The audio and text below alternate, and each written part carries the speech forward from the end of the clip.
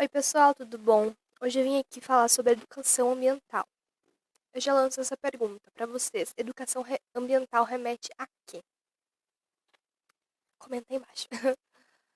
Então, eu lancei as palavras educação e ambiente no Google para procurar a etimologia. E segundo Paulo Freire, educação é o processo constante de criação do conhecimento e de busca da transformação, reinvenção da realidade pela ação reflexão humana.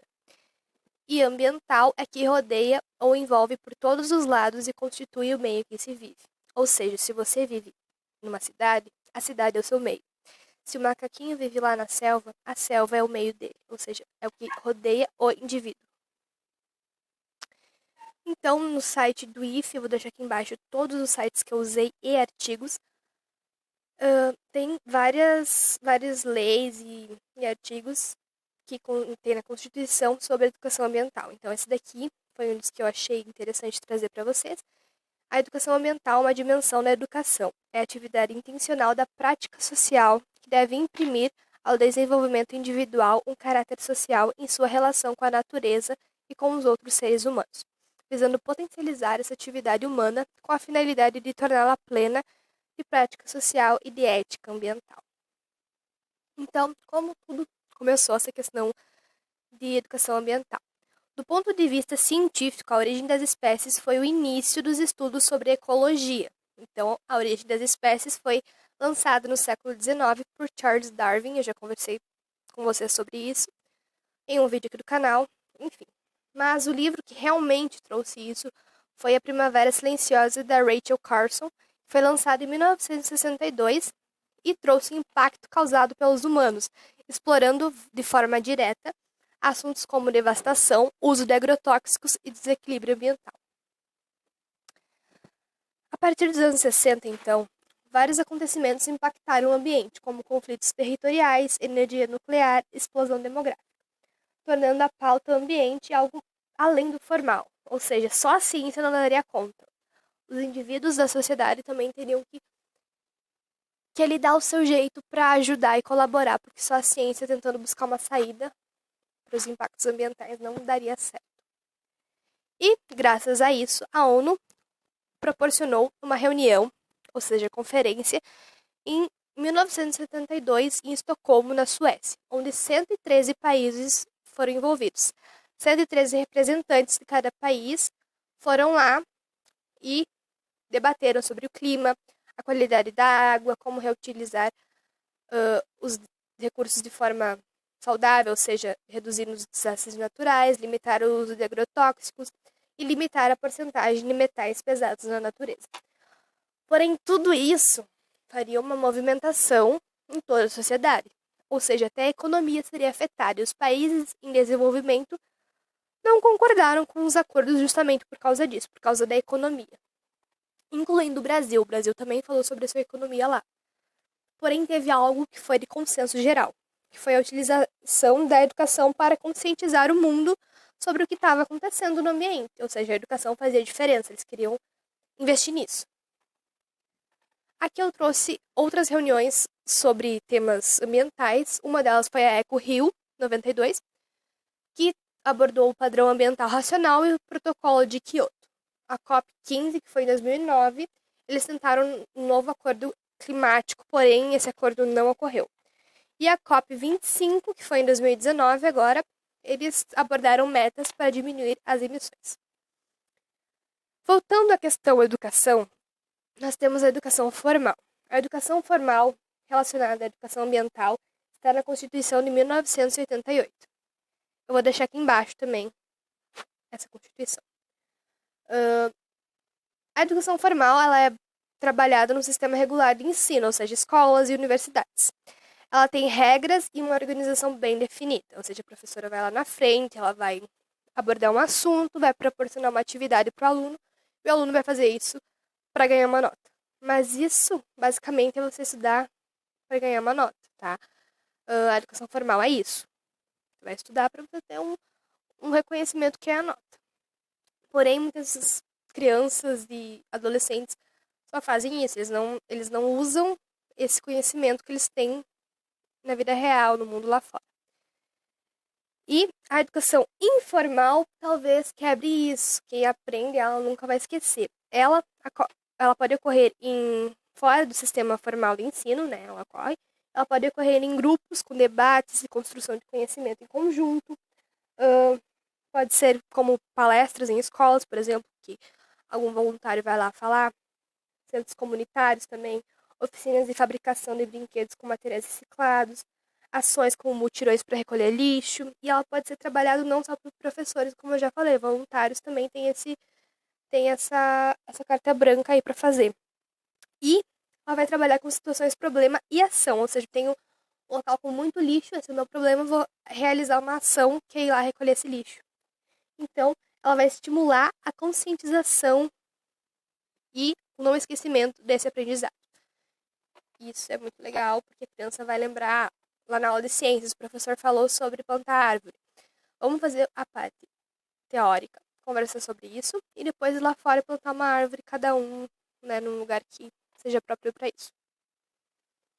E, quando a gente fala em educação ambiental, a gente não pode esquecer que o ser humano está no meio, sem dúvidas, ele está ali no meio dessa questão. E o desenvolvimento humano é diretamente ligado a isso. Eu também lancei no Google aí as palavras desenvolvimento humano e eu achei que é o processo de ampliação das escolhas das pessoas para que elas tenham a oportunidade de serem aquilo que desejam ser. Ou seja, a capacidade e a oportunidade referentes à cultura, à política que significa escolha, tá? A gente não é partidária, também é partidária, mas é mais escolhas em geral. A educação, a comunidade, saúde, participação, economia, leis, né, debates de leis e o ambiente. E isso, no mesmo site, estava dizendo que ele não tinha muito a ver, desenvolvimento humano, não tinha muito a ver ao conceito de desenvolvimento humano econômico. Isso significava só o bem-estar da sociedade apenas pelos recursos ou pela renda gerada. Então, o desenvolvimento humano vai além disso, mas o econômico só está visando a renda gerada. Ou seja, eu vou produzir para ter um montante tal e é isso que importa. O resto não. E também desenvolvimento remete a crescimento populacional e que vem se intensificando desde o século XVIII. Então, o desenvolvimento da população mundial tem um gráfico aqui que explica que ele tende a só crescer conforme os anos passam.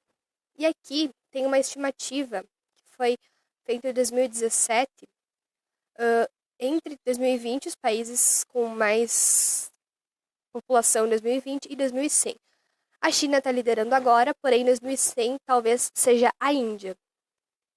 Aqui ela está em segundo lugar, então eles meio que estão parelho nisso e a tendência é continuar.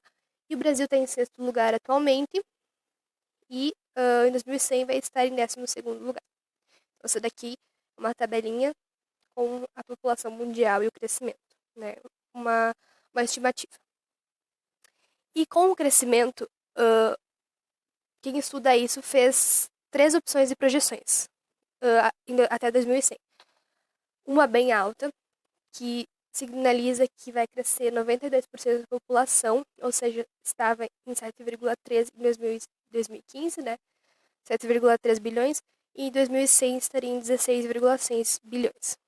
Em 2100 aqui, na projeção média, estaria em 11,2 bilhões, ou seja, cresceria 38%, e a baixa seria que não aumentaria, nem diminuiria, continuaria a mesma.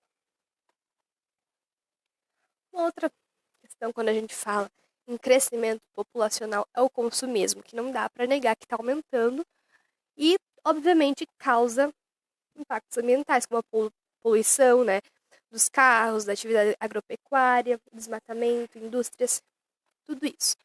E isso vem sendo debatido desde 1972. O porquê que tem que ter tanta coisa para a gente consumir e será que a gente realmente precisa consumir isso? E agora eu vou lançar uma pergunta para você. Eu não trouxe nenhuma saída, por exemplo, vamos trocar o carro por um ônibus, vamos trocar um carro por uma bicicleta, vamos parar de comer fast food, vamos comer mais orgânico para diminuir o agrotóxico. Eu não trouxe nada disso, porque eu quero que você pense na sua realidade e como você consegue diminuir os impactos ambientais. E eu proponho você tentar fazer isso por uma semana e ver o resultado que dá.